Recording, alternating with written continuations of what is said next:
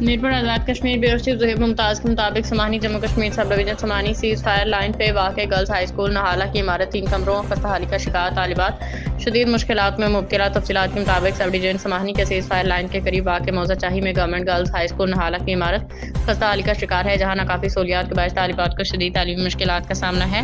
3 کمروں میں مجبوری کے تحت متعدد کلاسز اکٹھی پڑھائی جا رہی ہیں۔ کشمیر پریس کلب سمانی کے صحافیوں نے اسکول کا دورہ کیا، جہاں مقامی شہریوں خادم حسین محمد اسلم سمیت طالبات نے بتایا کہ عمارت کے مفروش ہونے کی وجہ سے پڑھائی تقریباً ناممکن ہو چکی ہے۔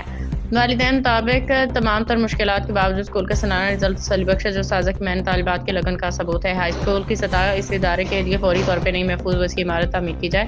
اس دوران علاقہ مکینوں نے اپنی مدد آپ کے تحت اضافی کلاس روم کی تعمیر بھی شروع کر رکھی ہے، تاہم اس بڑے مسئلے کے حل کے لیے سرکاری سطح پہ اقدامات ناگزیر ہیں۔